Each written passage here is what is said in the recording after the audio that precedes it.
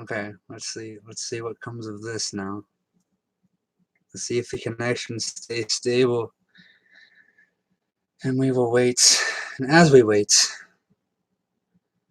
we will vibrate.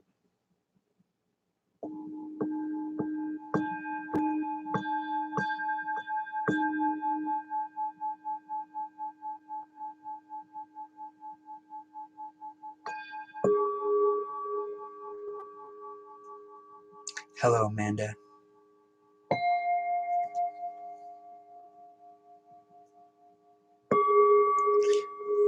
We're gonna wait for Wildstyle and see if she shows back up. Because I got her card ready to go. But if she doesn't, then I will draw from my Oracle deck for you. In the meantime, we will do... Here are my chimes. Let's do the chimes. They are, and like I was saying, I don't know how much of this got through my last stream. They're cut in a certain way according to my... I sent the person that made the chimes, or cut them, or whatever.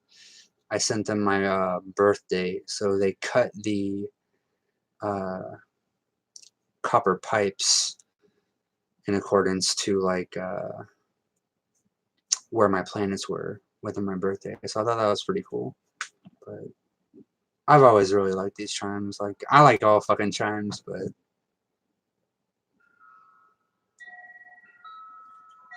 I'm not for sure how to activate the chimes without them sounding too loud.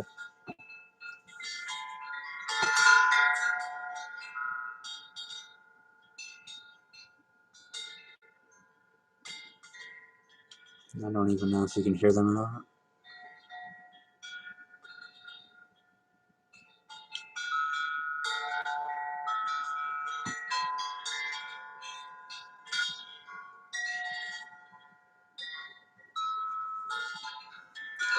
I have them hanging from a door. It ended up working out. Like, if I just move the door, it sounds the best, really. Or if I just walk by, like the wind really activates the chimes more than anything. My birthday is in July. When is your birthday?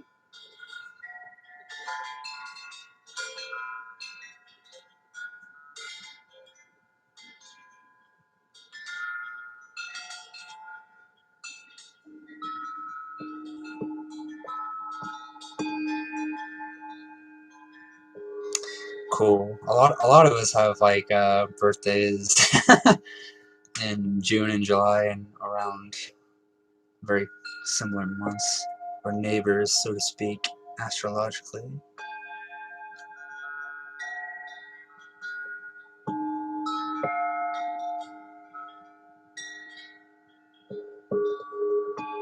Cool on the solstice. Very nice.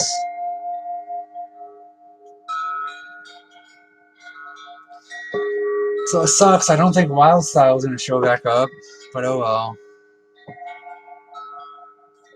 I'll go ahead and just show her card because she asked me to save it, which I'm not gonna fall asleep or delete it. So this was for Wildstyle.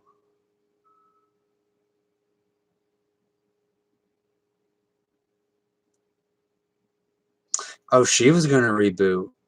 Interesting. She probably thought it was her, but I mean, it's pretty much always on my end. The Eight of Swords, one that I've pulled many a time. Let's see what it has to say.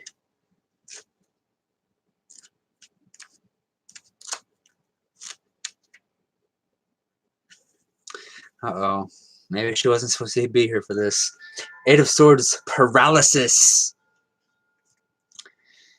Blindfolded and bound from head to toe. A woman inches along a moonlit forest path. 6 long swords are strewn across her way. 2 more swords stand at the edge of the forest. As night creatures look on,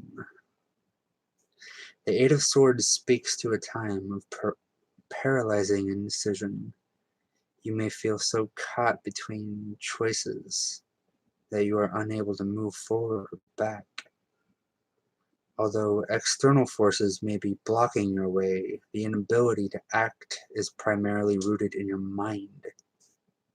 Fear is your captor.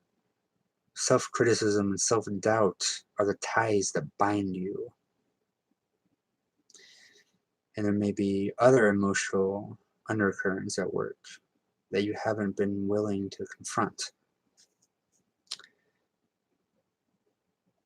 Yeah, and anyone can draw inspiration from any of these that I'm drawing, because it's and there's no like positive or negative with these things. It's just what you get out of it in the moment. Like that's all it comes down to. So even though this is paralysis, like that doesn't necessarily mean that you're in paralysis. It just means, you know, draw inspiration from maybe a time that you have been in it, so that you can get out of it easier whenever you may maybe find yourself in it in the future or in another time. Despite feeling overwhelmed, it's time to shrug off your victim status and invest yourself in the outcome of your situation. Watch out for the voice that says, I just can't do it. I give up. Trust yourself and start putting one foot before the other on the path to freedom. Once you cast off your inner bonds, movement may be easier than you think. That's awesome, dude. And like I usually say with me pulling tarot for other people, like I'm often wondering if anyone else is getting anything from it, because it relates so much with what I go through. Uh-oh, we got another person. Who could it be? Name yourself, or I will keep drinking from the orbium until I become the orbium.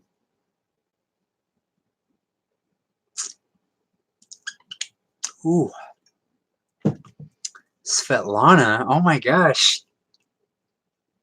Hello, Svetlana. This is fucking awesome, dude. Many blessings to you, and thank you for being who you are. Thank you for not giving in to the fucking ignorance and bullshit and standing up against it and putting that out there and showing other people that they can do the fucking same thing. Svetlana. Hell yeah. Svetlana is from where I found her from Jay Chris's channel. Always awesome to hear you call in on that channel. Always. So now it's Amanda's turn. Amanda gets a tarot card, and then Svetlana, if you want a tarot card. I am pulling tarot cards. I'm doing many things right now. I have singing bowls, which I have lost my little... There it is. I have tarot, I have singing bowls, I have many things.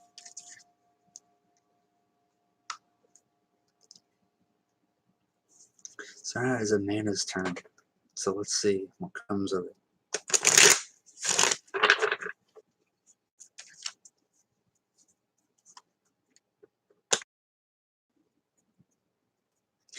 Svetlana unsubscribed from Jason's channel. Why'd you do that?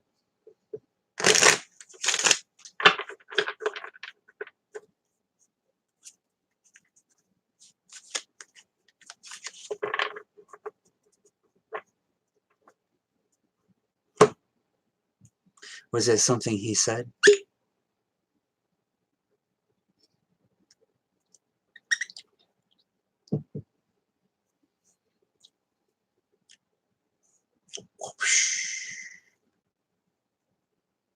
This is for Amanda.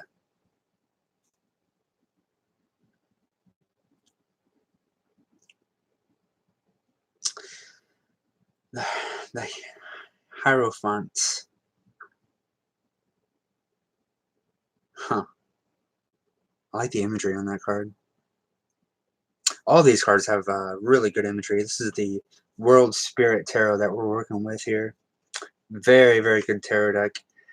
This was like a gift, basically, and I feel like the best, especially with like oracle type stuff, like the best way to acquire these things is through gifting, because then like it came to you for a reason. You didn't go out and like, oh, I need this or whatever. Like it just manifested itself kind of through your own desires and your inner work and your loveliness brought it about. So this is one of the major arcana here. So we're going from the minors to the majors with Amanda. That's what I'm talking about. Oh, Svetlana, you don't think that J. Chris is real? So do you think that he is a robot, or do you think that he is a reptile? Because either one of those things, people could really debate and have valid points on both of those things.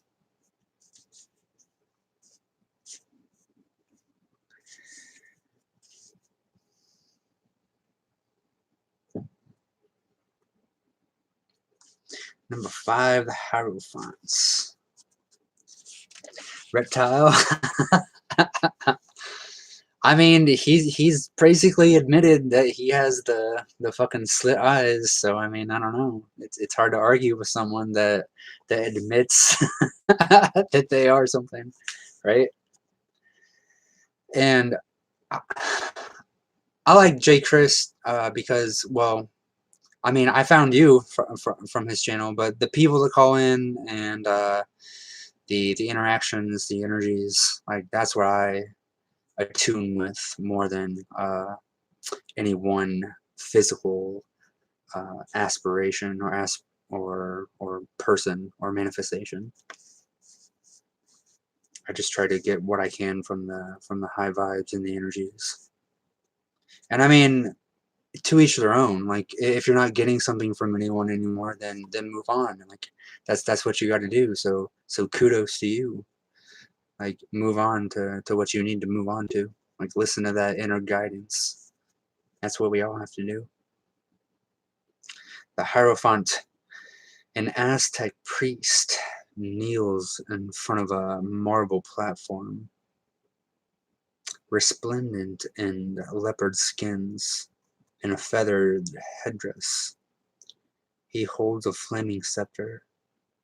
He gestures above the man and woman crouching at his feet. Behind him, a heavy veil hangs between two pillars. This is really fucking funny because I was just talking to Zigzag a little bit about UFC and whatnot, and people being arrogant, and so this guy is sitting here like, oh yeah, I'm number one, right? And people kneeling underneath him. So there's a message just in like the imagery, and then also the message I'm reading. Like there's many messages in everything in life, and it's all dependent upon the person. How much inner work have you done? What are you going to perceive from it? That's going to be dependent upon the clarity that you have cultivated within yourself. The Hierophant fosters the spiritual growth of his people, just as the Emperor governs their secular lives. He teaches us about the sacred forces that lie behind everyday reality. His life revolves around one of the greatest questions of humankind. How are we related to the divine?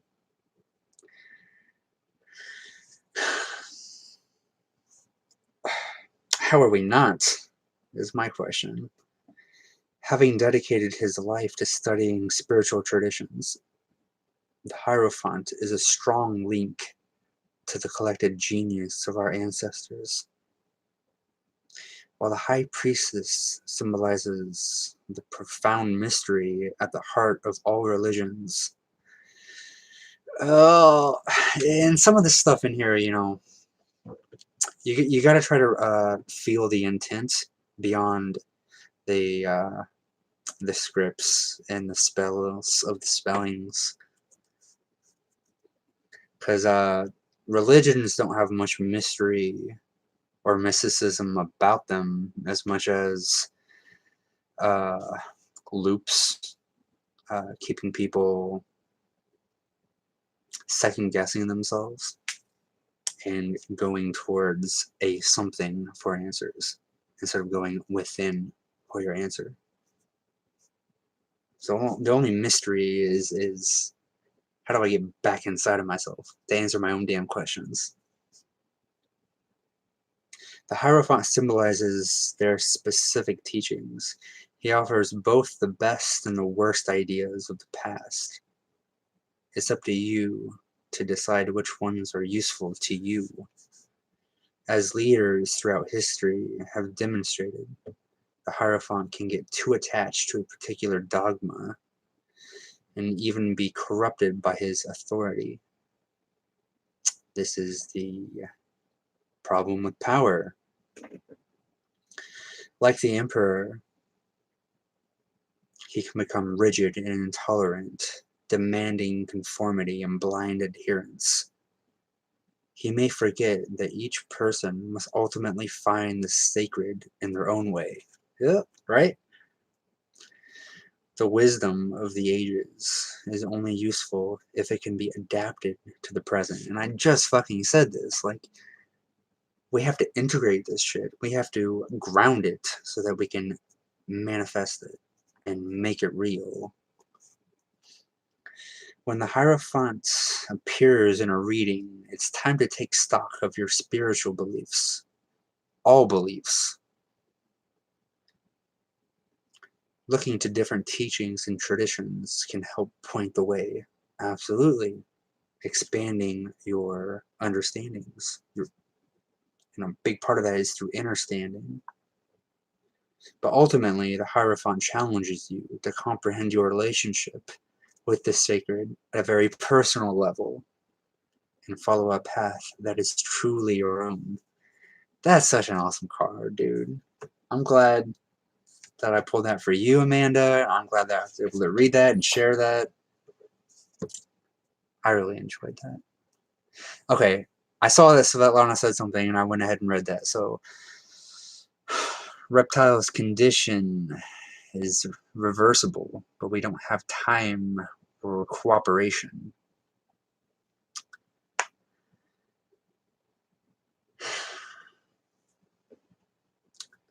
That's very much up to the individual. And it's up to the person if they want to put in the work to reverse their scripts and their programs and their bullshit that they have been led into believing, and adapting and adopting and basically creating for themselves. Because even though we are brought inside of this, we are grown up inside of this indoctrination system. It's not an education system that we go through people. It's an indoctrination system. The real point here, the real power point, is that we are the ones that keep regurgitating it and keep recreating it for ourselves. So just, even if we've learned something, we can unlearn it. We can teach ourselves and regrow in a more holistic and balanced way. You're welcome, Amanda. Svetlana, if you're still here, would you like a tarot card? I will gladly pull one for you.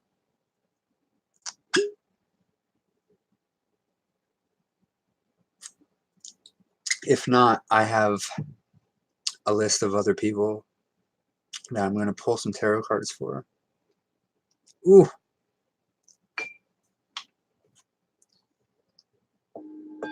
So while we await your answer,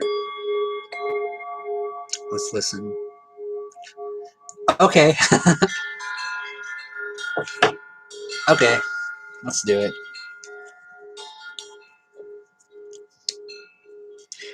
This is gonna be good.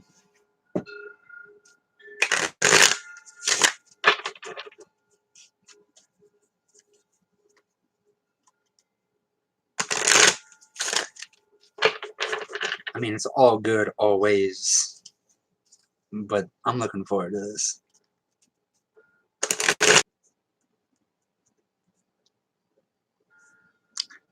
Jugat, the Sage of Swords.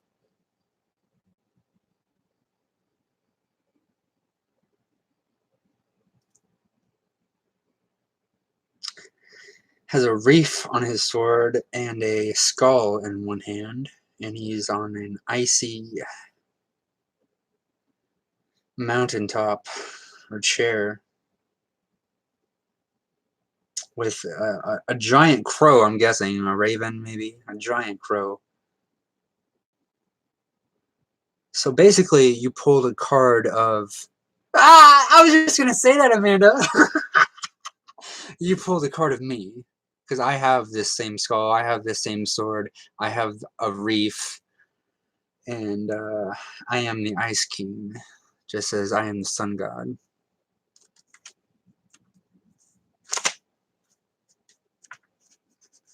Oh, we got a third person. Who be there? Yeah, that was funny, Amanda. You got to it before I said it. Ah! Okay, so let me read this real quick. Before you go, Svetlana, let me read you the Sage. Sage of Swords.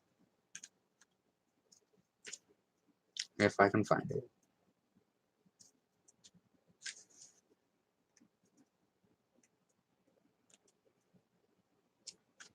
And any Sage card in here is very beautiful to read and just to be reminded of the Sage within. Yeah, I mean, dude, it's the synchronicity has been nuts lately. Oh, we lost the third person. That's okay. Sage of Swords. A stern ruler sits on his rock-hewn throne, surveying the mountains below. A raven perches beside him. In one hand he grasps a mighty sword, crowned by a wreath of laurel. In the other he holds a skull. The Sage of Swords is a born statesman. With his keen intellect and commanding personality, he maintains the social structure. As a lawyer or diplomat, he will use cool logic as well as subtle craft and manipulation to carry out his mission. I literally just got done sending a text message to someone, or not typing a message to someone on YouTube. Jesus, man, this synchronicity. He is a brilliant strategist, someone to look to for innovative ideas. He is also a fair and reasonable judge. Already, like, this is just, yeah. Svetlana, like, I'm just piecing all this together, how this relates with you, and it's very, very dead on for my perception of what I have, like, been interacting and seeing of you. He is also a fair, okay, and you can count on, a fair judge you can count on to give impartial advice. Just, but not merciful. The Sage of Swords may seem heartless in the decisions he hands down. He despises anything that sounds emotional, illogical, or even remotely mystical. He can also get too wrapped up in his power, becoming rigid and controlling. The Sage of Swords may appear in your life as a clever, but overly critical person. He may also be encouraging you to act with authority. In either case, he cautions you not to allow your intellect to overrule your heart. And that's just a message for fucking everyone. Connect, build the bridge from your heart to your mind, and don't let one overpower the other. Thank you. Thank you for that.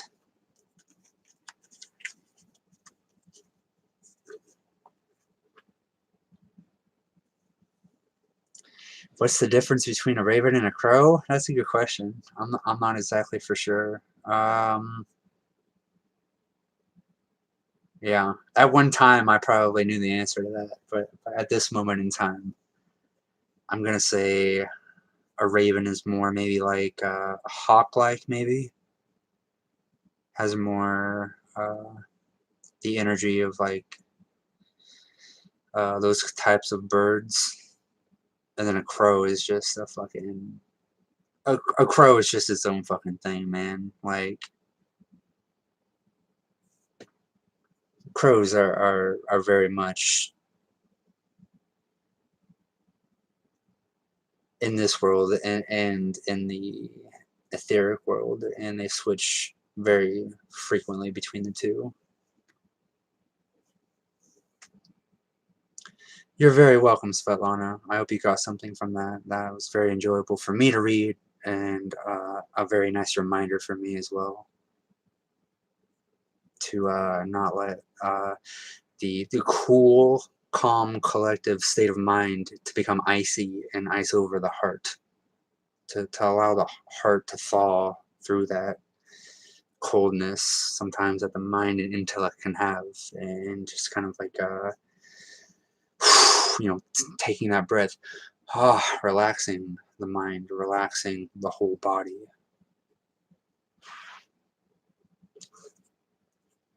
Awesome sauce.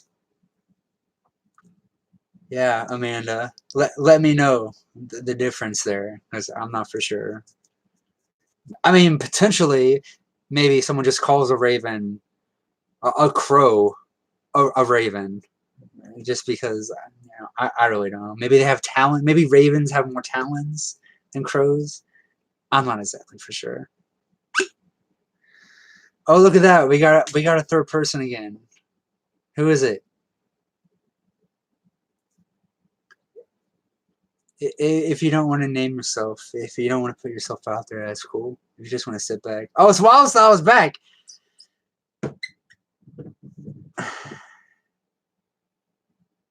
Oh, thanks, Wildstyle. I appreciate that. By the way, at the beginning of this one, I had your card pulled for you. So go back and watch that. And yeah, your card was at the very beginning of this one. Svetlana, what do I think about 3 Days of Darkness?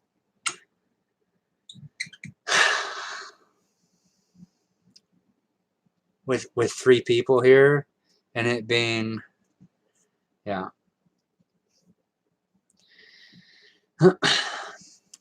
Well, I think that anything outer first happens within. So it's more like the dark night of the soul, and it's like a collective dark night of the soul. Like enough individual people are going through their darkness that collectively that we all go through that darkness. And I really, it's not that I feel, it's like it's just like, if you know the signs and the patterns and the trends, you'll know what's coming. And you don't necessarily need to talk to anyone about that. You feel it for you, and you know what you need to do for you to prepare for that inwards. So yeah, that's what I feel about the 3 Days of Darkness. We each go through that.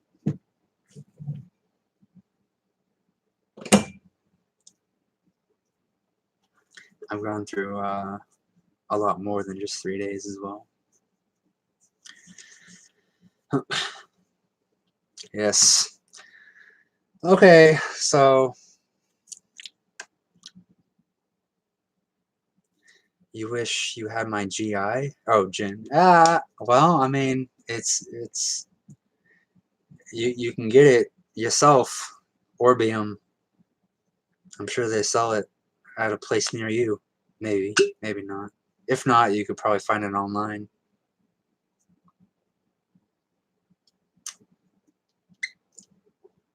Very cleansing. Clarity. The fire water. Oh yeah, you're in the UK, aren't you, Wild Style?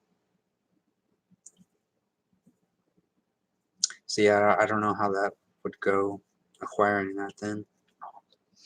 Okay, so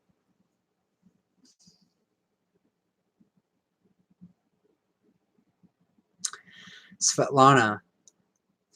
No update right now, Windows.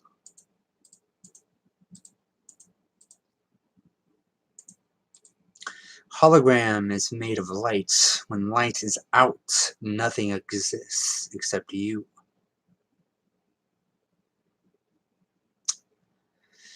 A hologram is partially of light, but even within that light exist many aspects and constructs of what reality is.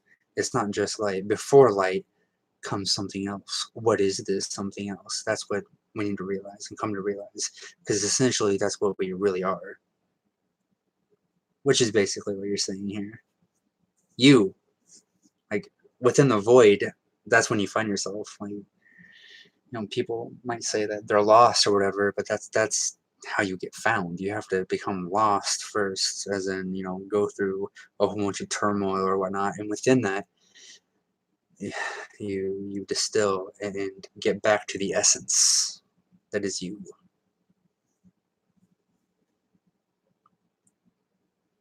Twilight is my favorite, not movie. No. My favorite time. That kind of light.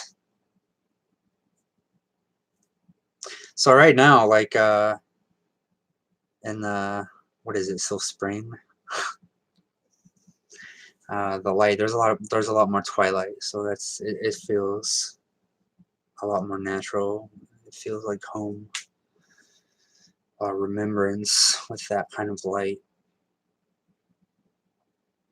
But also the light is shifting and transforming, and the spheres of light are also doing some cool and wacky things, if you haven't noticed.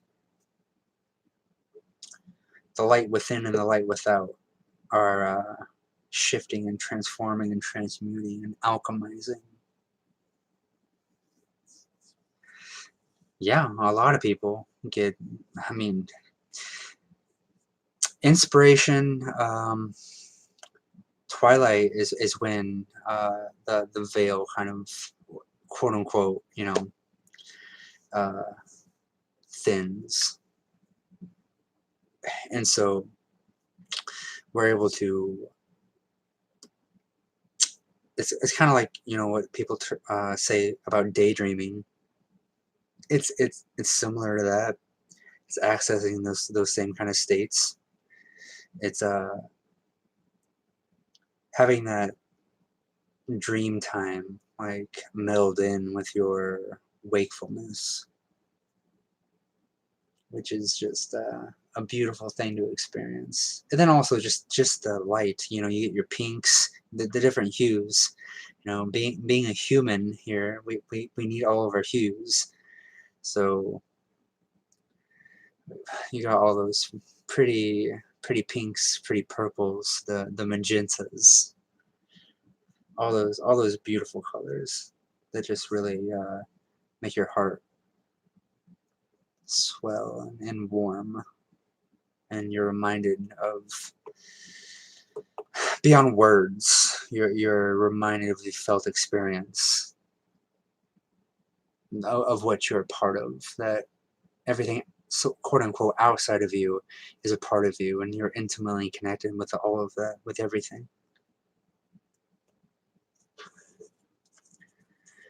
Okay, so now I'm going to pull a card for Danny Skylark. Before I do, let's do a little bit more vibrations.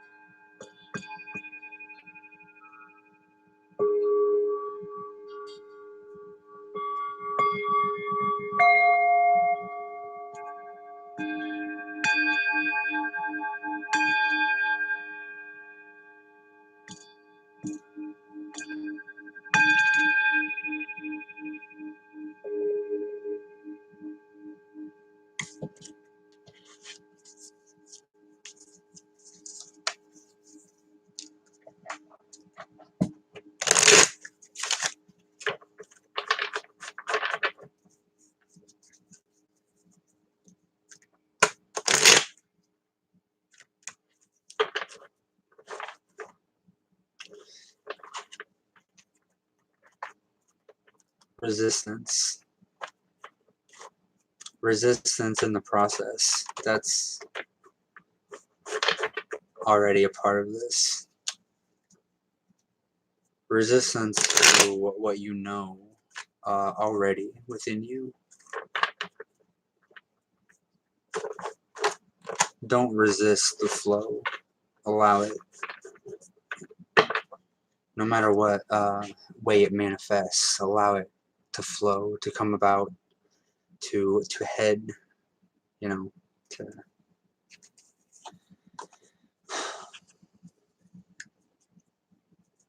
work its way out.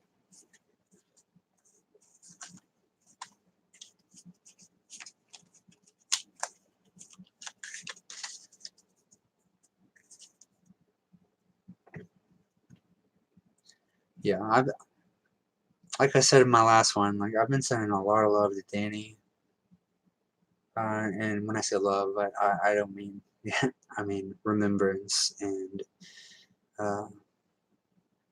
empowerment, insights and reminders of what she already knows.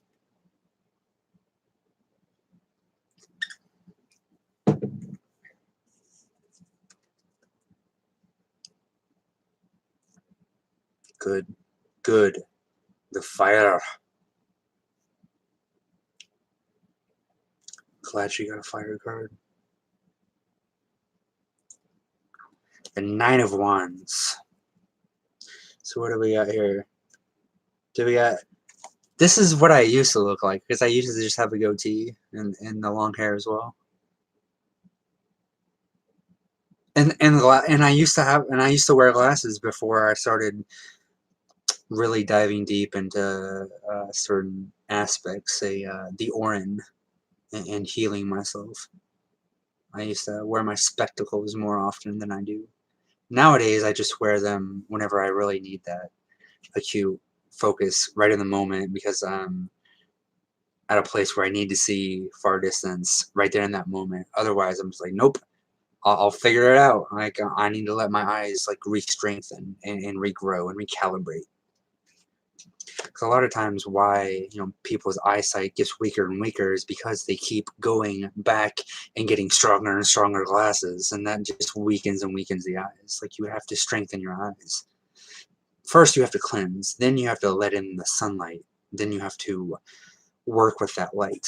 It's all about water and light, and working with the water and the light and the movement. So work with the movement, restructure your eye so that it's not misformed and protruding and trying to focus. You using these spectacles, but then it becomes more round again and it's able to flow more fluidly.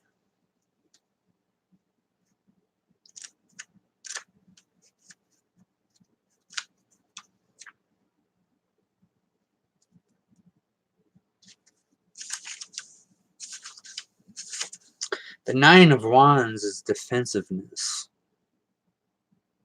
Having lit the flaming stockades at his back, a battered yet determined man paces warily back and forth, peering into the darkness and brandishing a fiery wand. He guards against an unseen enemy. Yes, and this unseen enemy is always the darkness within ourselves, that we have yet to shine the light of awareness on that aspect of ourselves. Because there is no such thing as an enemy. That's just another one of these words that aids in the program and script of separation. The Knight of Wands warns against being constantly on red alert. Ask yourself, how much defensiveness is enough in this situation? How much is just paranoia? An overreaction based on hard knocks of the past? If a challenge does arise, you will be in a better position to meet it than you may think, because you remember to feel. Dedication, discipline, and persistence have prepared you for whatever comes your way. So don't get so geared up for trouble that you sit around waiting for it. Found in difficult places, these flying insects often congregate in swampy marshes, where they eat mosquitoes and other stinging insects.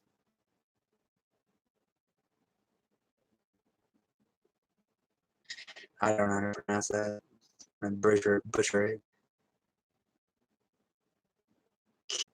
Whenever we do, as the gnosis.